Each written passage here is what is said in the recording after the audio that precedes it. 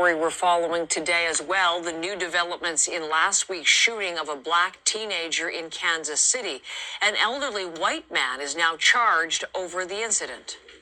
The state is alleging the defendant committed the felony of assault in the first degree as charged in count 1 by, with, and through the knowing use, assistance, and aid of a deadly weapon.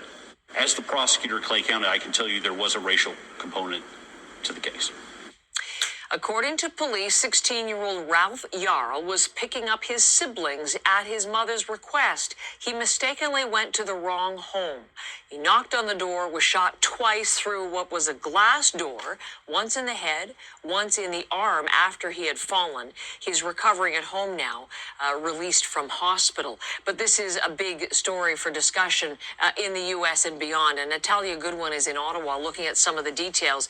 You heard the prosecutor there, Natalia, say there is an element, there is a racist element to this story. Tell us more about the accused and the new charges he faces. Yeah, so Heather, 84-year-old Andrew Lester is now charged with assault-related charges in this case. Now, in his statement to police, Lester said that he heard a doorbell while he was sleeping, so grabbed his gun, came up to the door, and he said in the statement that he looked outside, saw a black man pulling at the door, so then authorities say he allegedly shot those shots.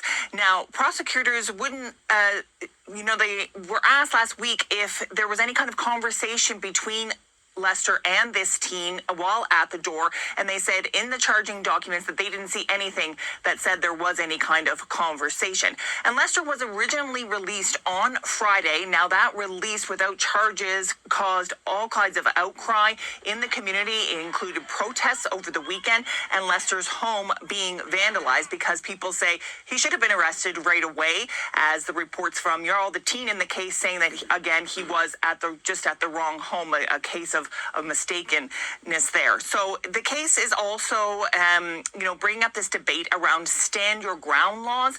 Those are the laws in the United States which allow someone to use deadly force in cases of self-defense. Missouri, where this case happened, is one of those states that has those laws in place. Now, the lawyer for the Yarl family had something to say about that. Here he is. The court considers what is reasonable according to what an average person in this situation. And we know that in your home, your rights are the most elevated. However, at the front door, when someone rings the doorbell, as the evidence has demonstrates happen, then you're aware that someone may be out there. The knocking or the ringing of your doorbell is not enough force to permit you to respond with deadly force. It simply won't be covered under the law. Now, Ralph Yarl, the teen in this case, is being described as an excellent student and a very talented musician, and he is resting and recovering at home. His family say he is okay physically, but he has a lot of trauma to overcome.